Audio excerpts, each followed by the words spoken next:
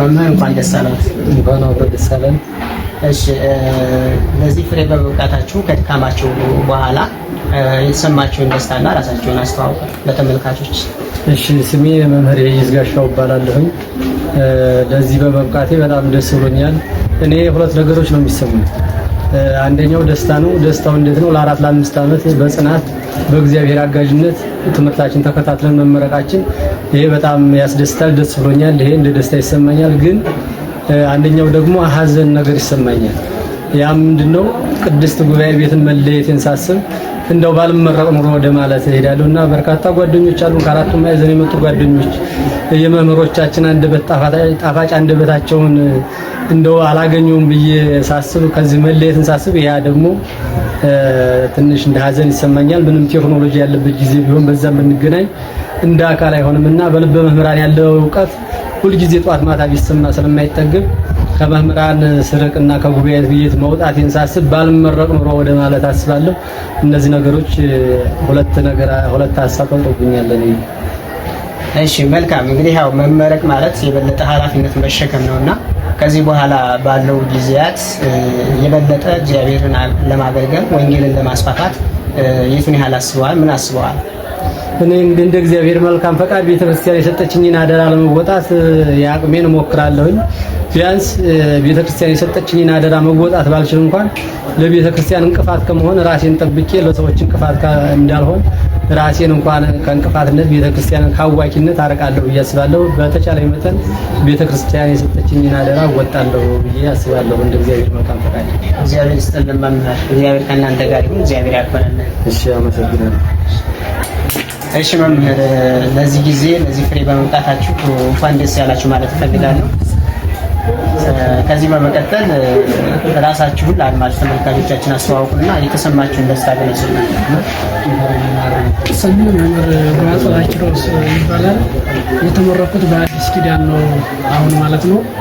በዛሬው ዕለት እውነት ለመናገር እንግዲህ ቅድም ብዙ መምህራን እንዲያስተማሩት የቤተ ክርስቲያን የልደቷ ቀን እንደመሆኑ እኛንም ደግሞ ከጉባኤ ቤት እንዲህ በመወለዳችን በጣም ደስታ ነው የሚሰማኛለው። ሆኖም ግን ደግሞ ይሄ አባቶቻችን ያለፉበት ሕይወት እስከሆነ ድረስ እኛም ደግሞ ከደስታው በአንጻሩ መከራን መሸከም እንዳለብን ስለተቀበልን እግዚአብሔር እንግዲህ የተሰጠንን አደራ እንደ አባቶቻችን በጸጋ አልፈን ለክብሩ እንድንበቃ ምኞቴ ነው። ከዚያ በተረፈ ደስታዬ ፍጹም ደስታ ነው። እግዚአብሔር ይስጥልን መምህር፣ ደስታችን እስከ መጨረሻው ያስመሽልን ቅዱስ እግዚአብሔር። እስካሁን የነበረው በጉባኤ ቤት ውስጥ የነበረው ውጣ ውረድ ይኖራል። መቼም ስኬት ያለ ትግል አይሆንምና በጣም ከባድ የምትሉት ነገር አለ እዚህ ሰዓት ለመድረስ?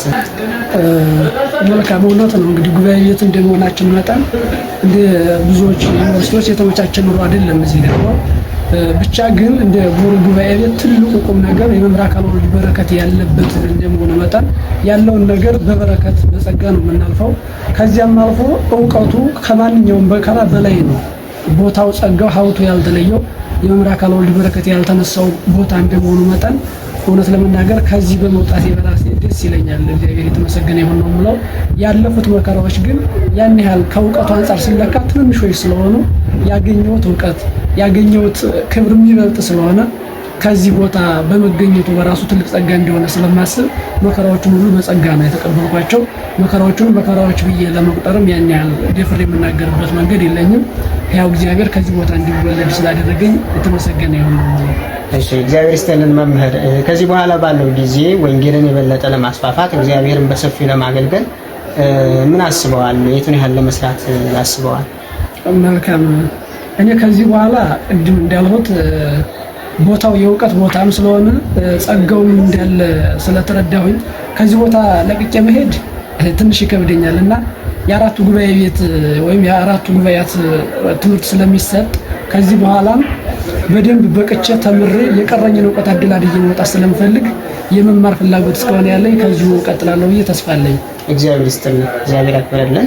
ውድ ቤተሰቦቻችን ከዚህ በኋላ ባለው ጊዜያት የሚዲያ ሽፋን የምናገኝበትን የቦሩ ቤተ ጉባኤ ዩቲዩብ ቻናል ተዘጋጅቷል።